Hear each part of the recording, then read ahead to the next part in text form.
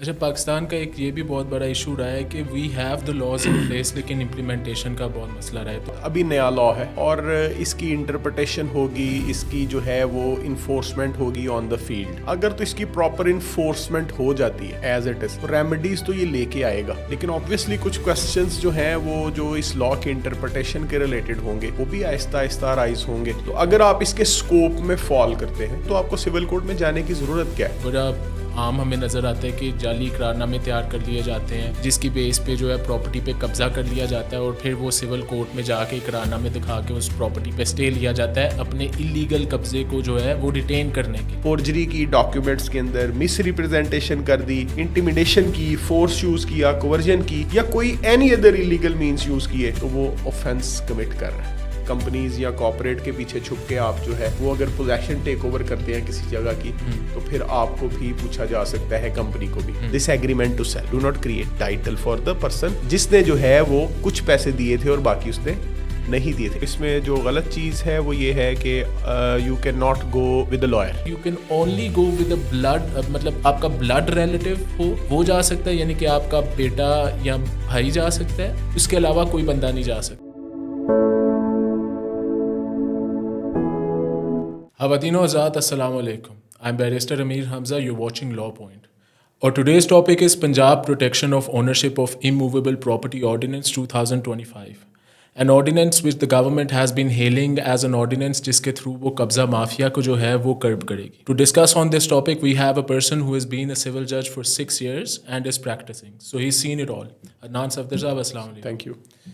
अदनान सफदर साहब, ये जो ऑर्डिनेंस आया है इससे पहले भी जो है ऑर्डिनेंस एक्ट्स मौजूद थे, जैसे कि पंजाब इलीगल डिस्पोजेशन एक्ट जो था वो मौजूद था। उसकी मौजूदगी में इस ऑर्डिनेंस को लाने की क्या नीड महसूस हुई है, क्या ज़रूरत महसूस हुई है, क्यों ये ऑर्डिनेंस आया? देखिए, जो गवर्नमेंट है ना अभी इस वक्त पंजाब में वो हाइपर एक्टिव मोड पे काम करी है और चूँकि जो लेजिस्लेटिव हमारा जो जुडिशल सिस्टम है वो प्रॉपरली वर्क नहीं कर रहा, डिलीवर नहीं कर रहा, तो नए नए ऑप्शंस जो हैं उनको एक्सप्लोर करने की कोशिश की जा रही है।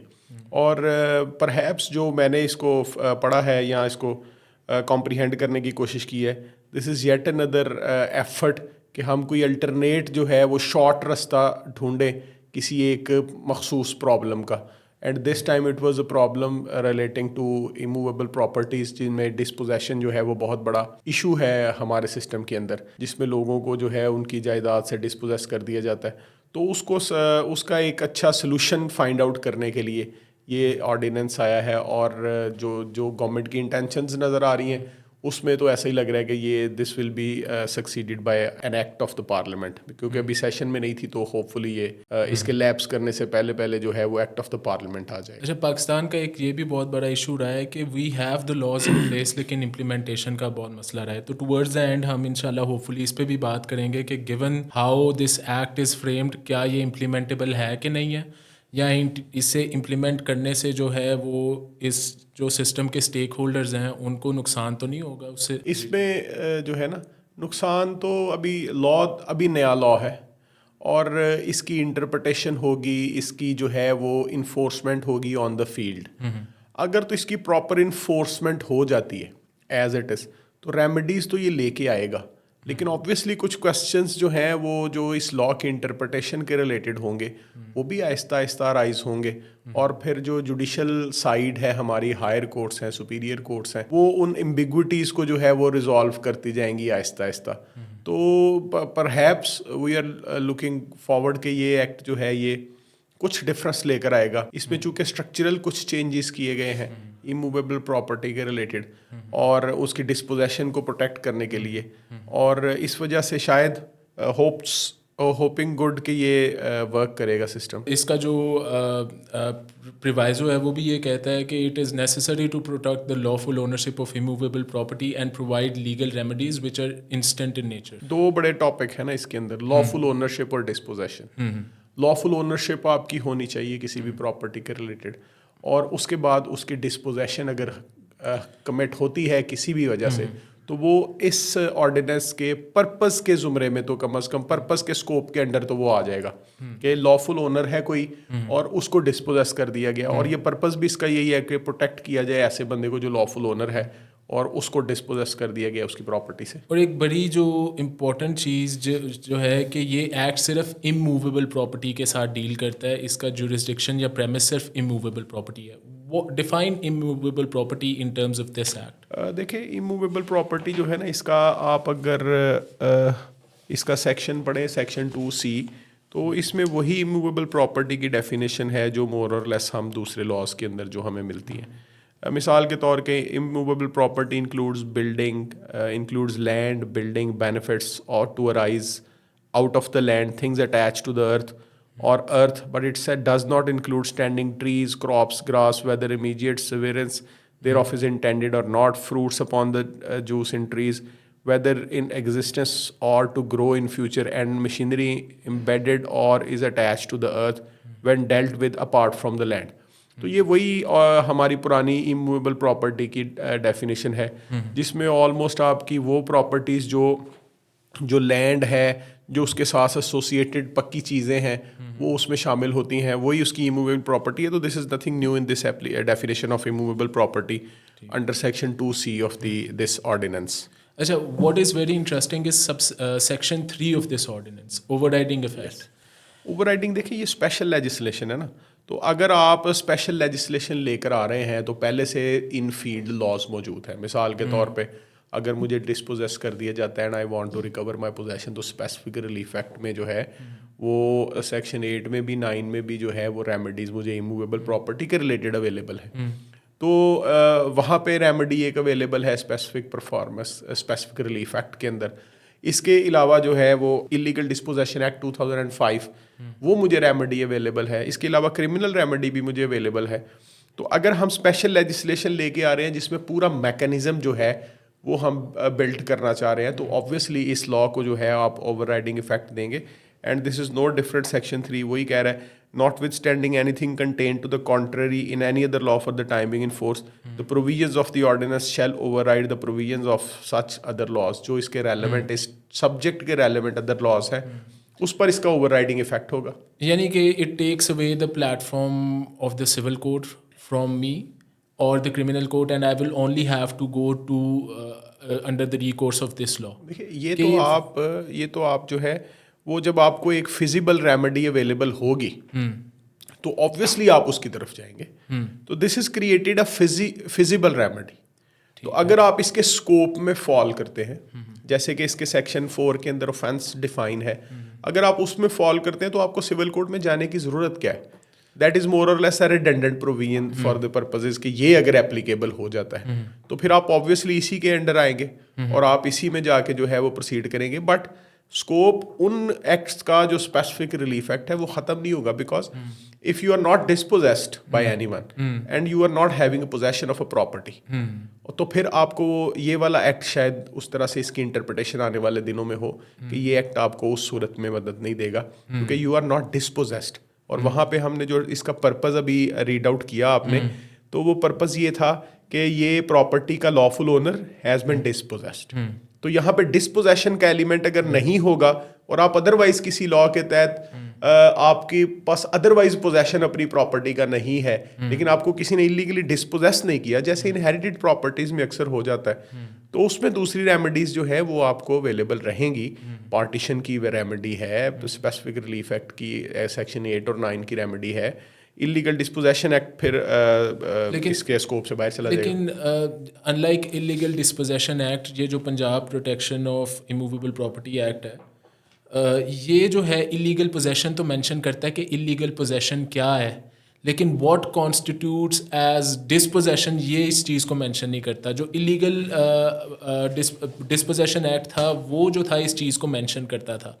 तो इन द सिनेरियो के इसमें डिस्पोजेशन मेंशनड ही नहीं है, तो जैसे आपने कहा है कि अगर आपके पास उस प्रॉपर्टी की पोजेशन किसी वजह से नहीं आई even though you are the title holder, तो ये तो इस एक्ट जिस तरह ये कॉन्स्टिट्यूट हुआ है एक्ट, इसके अंदर तो यही समझा जाएगा कि if you are not the title holder of a property and you somebody else is on that property, you will be deemed to be मतलब जो पर्सन उस प्रॉपर्टी पे है he will be deemed to be an illegal occupant under illegal possession of that property.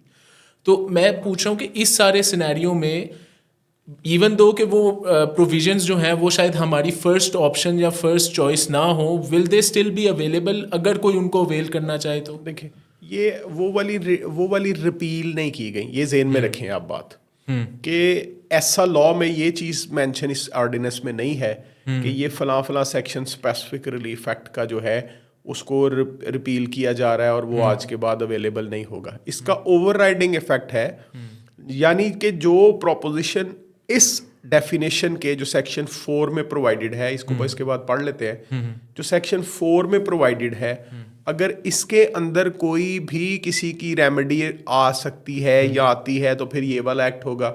Otherwise अगर इसमें नहीं fall करती तो वो वाली रेमेडीज जो जनरल लॉ की हैं और वो टाइम टेस्टेड रेमेडीज हैं वो वहीं पे इंटैक्ट रहेंगी and you can go to that. For example जैसे कंज्यूमर लॉ है, तो आपकी कंज्यूमर लॉ में रेमेडी है, उसमें आप क्लेम फाइल करते हैं, एक स्पेशल फोरम था, अब वो ख़त्म कर दिया गया और फिर इसी रेगुलर जुडिशरी को दे दिया गया उसका जो है डोमेन, लेकिन वो एक स्पेशल फोरम था और उस फोरम के ऊपर आप जाके क्लेम फाइल करते थे, एक प्रोसीजर था, within this limitation period you have to file the claim.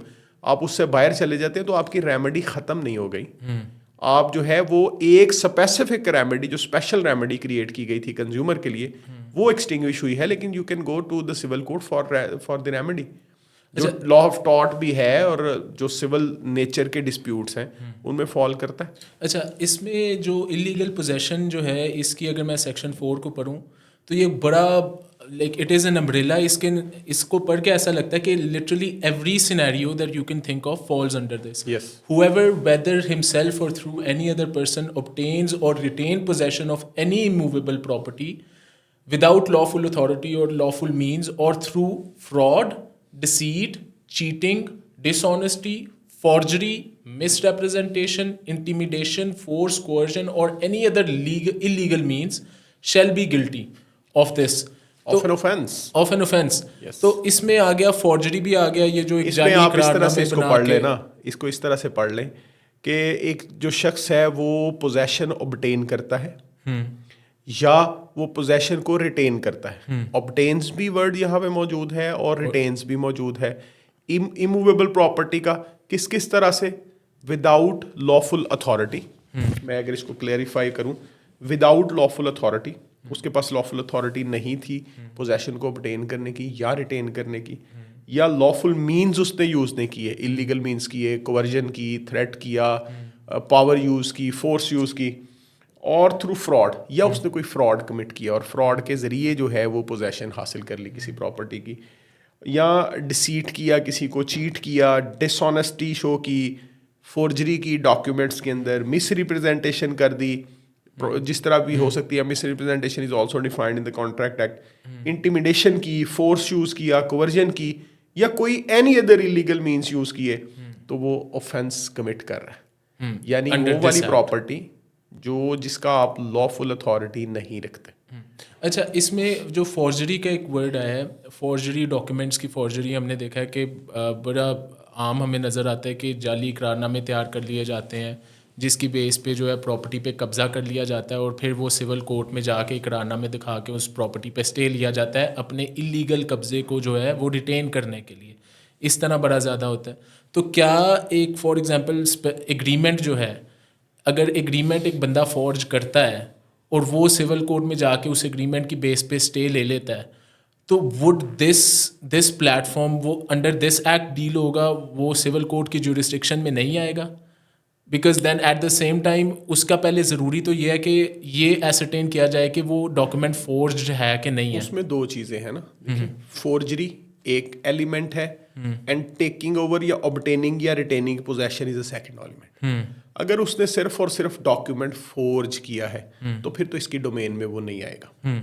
और अगर उसने डॉक्यूमेंट फोर्ज किया और उसकी बेसिस के ऊपर पोजेशन ऑब्टेन कर लिया या रिटेन किया, तो देन ऑब्वियसली वो जो है सेक्शन 4 में के स्कोप के अंदर आएगा। अच्छा, आई वुड लाइक टू ये वाली एग्जांपल हम आगे जाके भी डिस्कस करेंगे because it is very relevant.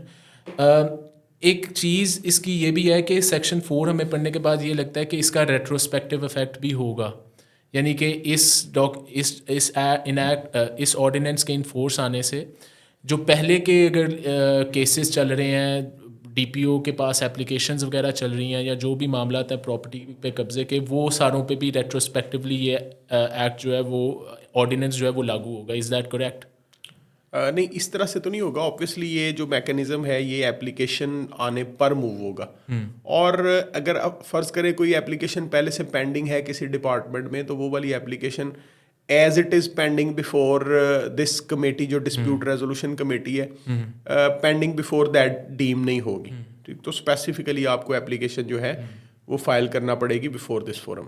Dispute resolution committee की तरफ विल कम टू लेटर. उससे पहले सेक्शन 5 अबेटमेंट एंड फैसिलिटेशन कि किसी बंदे ने भी जो है अगर इस पे अबेट किया, फैसिलिटेट किया, तो उसको भी जो है सज़ा है 1 से 5 साल की, एंड देन ऑब्वियसली फ़ाइन भी है.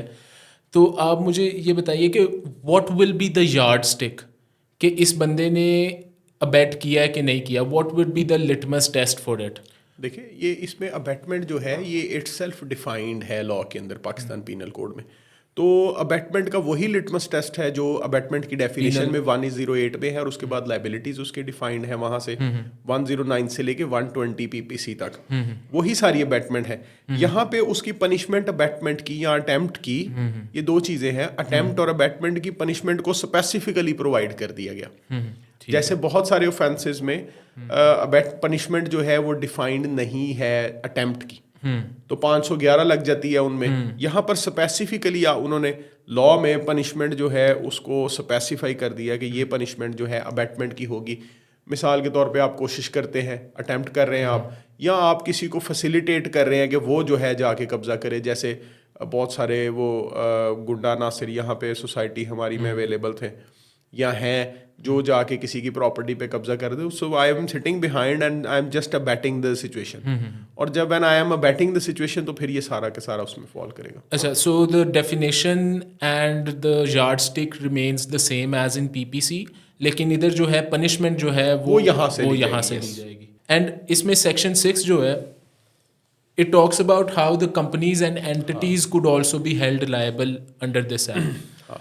इसमें ये जो section 6 है, ये कहता है, if I could read it to you, where an offence under any of the provisions of the ordinance has been committed by a company, society, association or an entity, every person who at the time of the offence was committed was in charge and was responsible to the company, society and association or entity should be held liable in summarily.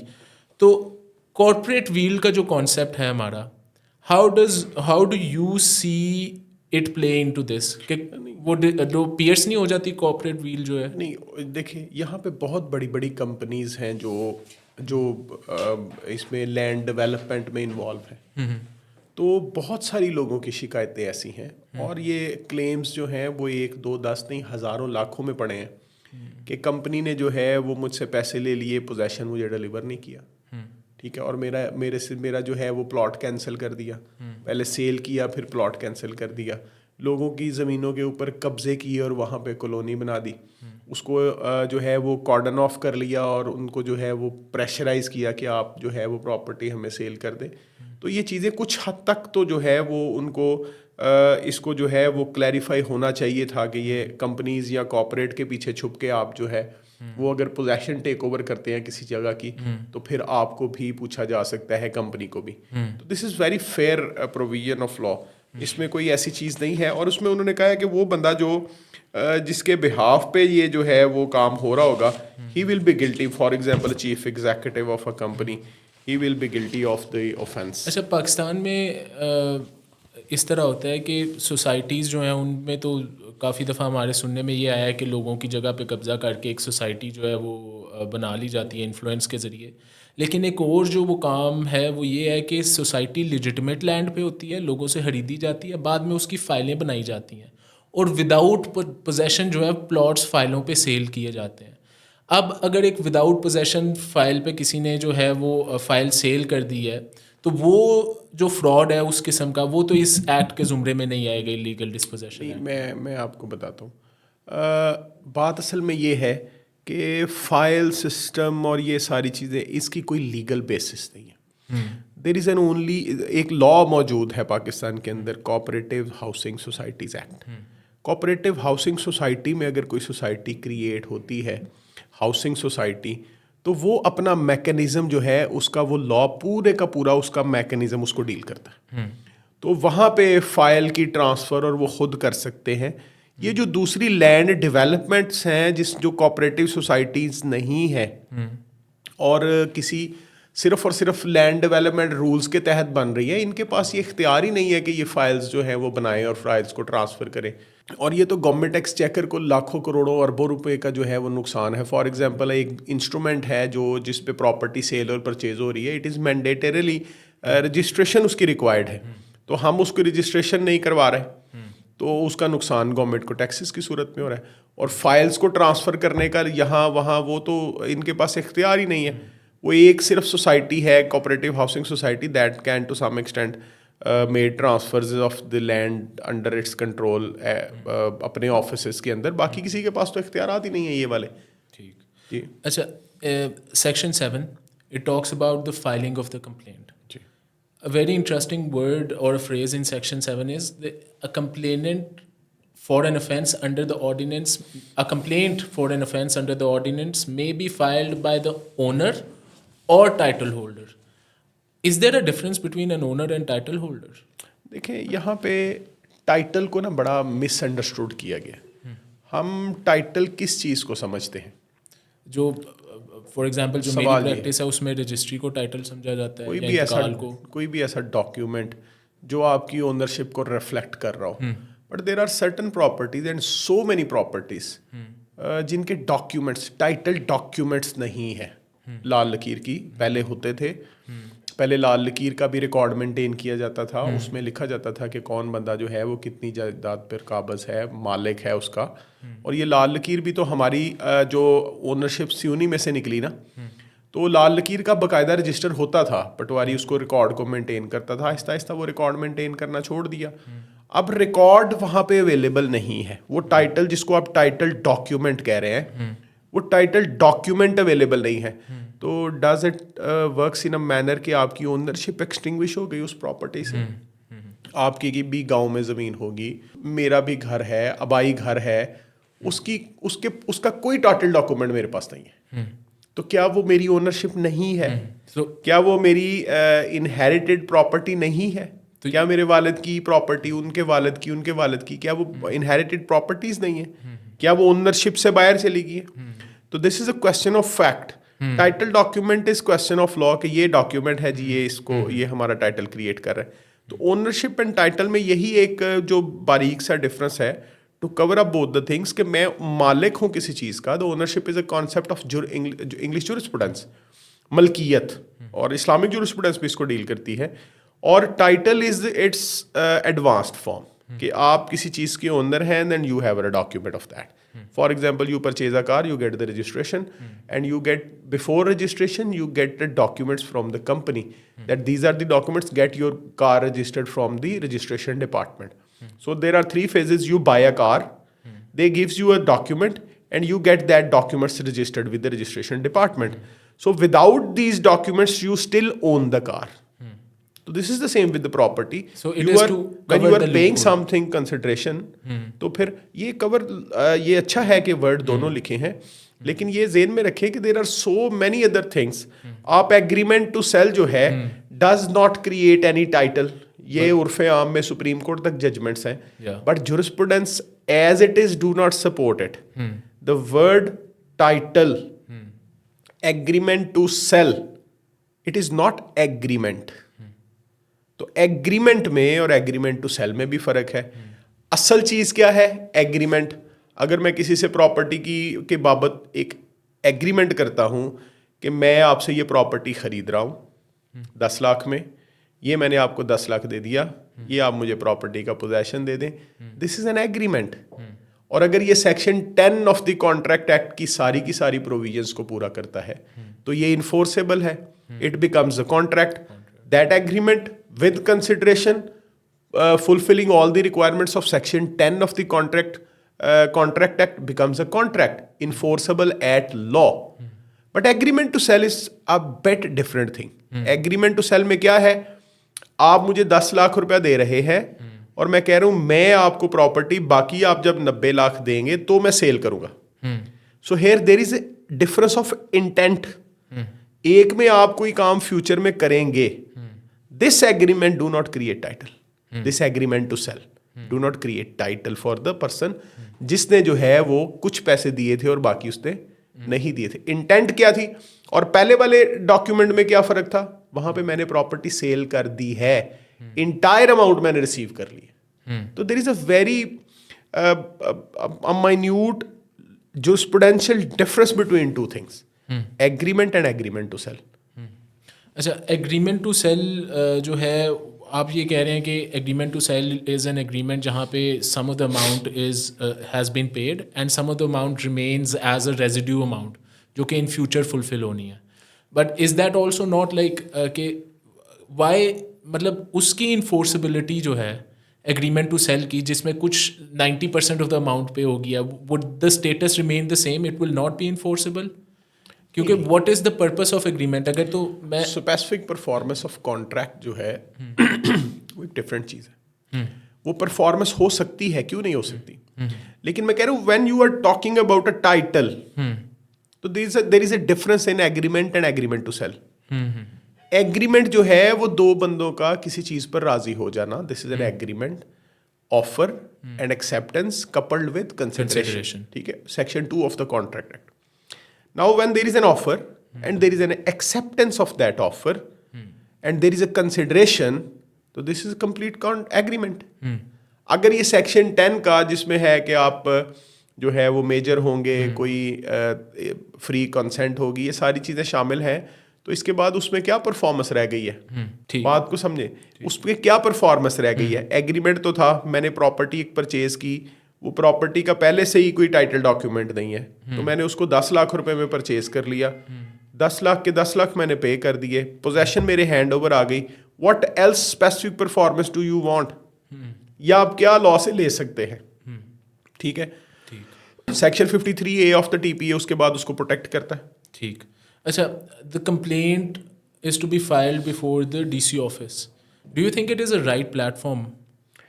Right platform ये है कि नहीं, ये तो time इसको जो है वो साबित करेगा, क्योंकि डिस्ट्रिक्ट कमिश्नर जो है वो पहले से ही बहुत सारी एग्जेक्टिव एडमिनिस्ट्रेटिव नेचर की ड्यूटीज़ में इन्वॉल्व है. तो ये ऑब्वियसली इस तरह की वहाँ पे जिम्मेदारी देना उसी डिपार्टमेंट को जो पहले से समझता है ख़ुद को कि वो बहुत ज़्यादा अंडर स्ट्रेस है काम के, जिस पे बहुत ज़्यादा पहले से ही जो है वो ड्यूटीज़ असाइंड हैं, जिसको बहुत सारे डिपार्टमेंट्स का वो हेड है, तो वो इसको कर सकेगा कि नहीं कर सकेगा, ये तो इसको टाइम बताएगा कि किस हद तक ये कामयाब होता है. उसके अलावा आप अगर उस पर देखें तो there are so many other things जो जिनको इकट्ठा करना that is a big mighty task. For example deputy commissioner इसका कन्वीनर होगा कमेटी का कॉल्ड डिस्प्यूट रेजोल्यूशन कमेटी.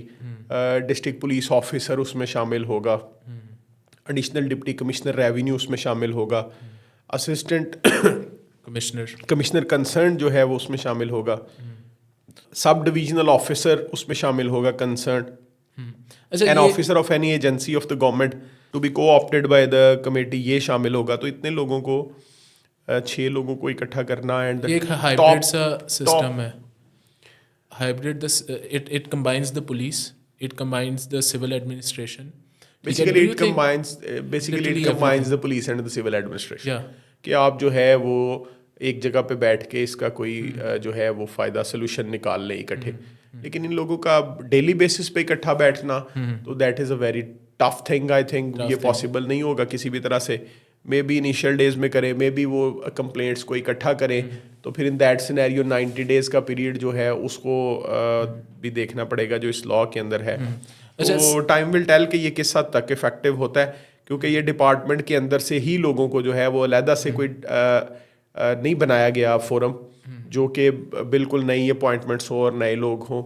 ये इसी के अंदर से चूँकि है, तो लेट्स सी. अच्छा, इसमें सेक्शन 8 पे हम जंप कर गए. सेक्शन 7 पे एक चीज़ रह गई थी कि कंप्लेंट सिर्फ जो है वो ओनर या टाइटल होल्डर फाइल कर सकता है. अब पाकिस्तान में, और ये एक्ट डील कर रहा है, to remind you, it deals with illegal dispossession. Pakistan में जो ज़्यादातर कब्ज़े होते हैं वो उन लोगों की जगहों पे होते हैं जो उस सूबे में मौजूद ना हो या मुल्क में मौजूद ना हो. in having said that, is it not right, or would it have not been right कि उनका कोई representative जो है, या जिनके नाम उन्होंने मुख्तारनामा खास किया हो for the taking care of the property, वो भी इसमें जो है कंप्लेंट फाइल कर सकता ये है? इसमें ऑप्शन अवेलेबल है कि आप उसको ख़ुद भी जाके जो है वो कर सकते हैं, और बजरिया आपके रिप्रेजेंटेटिव भी कर सकते हैं। जो इसमें जो गलत चीज़ है वो ये है कि you can not go with a lawyer. ठीक है। अच्छा, इसमें you can not go with, will come to that section, वो नीचे आ रहा है। You can not go with a lawyer, you can only go with a blood, मतलब आपका ब्लड रिलेटिव हो वो जा सकता है, यानी कि आपका बेटा या भाई जा सकता है, उसके अलावा कोई बंदा नहीं जा सकता है। तो उस पर भी हम आएंगे। Let's come back to dispute resolution committee, section 8। Section 8 sub section 2 का सब क्लॉज डी जो है, ये कहता है कि report any instance of corruption, यानी कि ये जो डीआरसी है, डिस्प्यूट रेजोल्यूशन कमेटी जो है, it shall report any instance of corruption, collusion और misconduct by public official or any other stakeholder in the process of dispute resolution or disposal of the complaint, and recommend disciplinary or legal action to the competent authority. अगर तो for example ये dispute resolution committee में finding ये आ जाती है कि ये जो कब्ज़ा हुआ है, इलीगल डिस्पोजेस किसी को किया गया है, इसमें कोई पुलिस वाला या कोई अदारे का ऑफिशियल इन्वॉल्व था, तो क्या उस पुलिस वाले के खिलाफ नंबर 1 जो दरख्वास्त है वो एंटी करप्शन में जाएगी? नंबर 2, क्या वो जो दरख्वास्त जाएगी इसके खिलाफ, उसमें जो मुस्तगीस होगा, जो कंप्लेनेंट होगा, वो डीआरसी कमेटी खुद होगी या जिस बंदे को इलीगली डिस्पोजेस किया गया वो होगा? नहीं, इसका जवाब जो है उसके अंदर लिखा हुआ है खुद ही कि वो जो कंप्लेंट अगर इस तरह की कोई आती है करप्शन रिलेटेड या कोलूजन के रिलेटेड, तो ये डीआरसी जो है वो रिकमेंड करेगी। तो recommendation is always from an official forum to the other official forum. तो ये रिकमेंड करेगी डिसिप्लिनरी एक्शन competent अथॉरिटी को।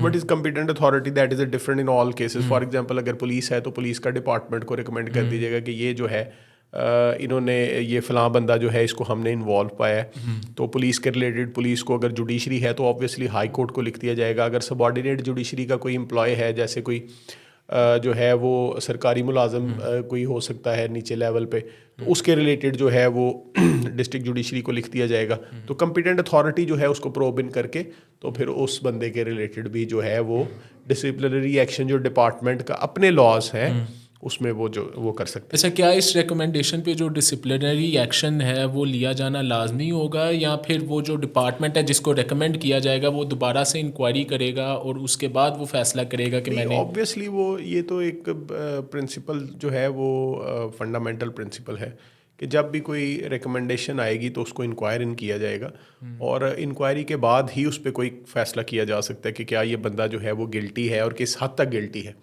अगर वो शख्स जो है वो अपने डिफेंस में कोई चीज़ पेश करता है तो ऑब्वियसली ही विल बी एग्जॉनरेटेड, और अगर वो डिफेंस में कुछ चीज़ पेश नहीं कर पाता तो he will be obviously brought to the justice.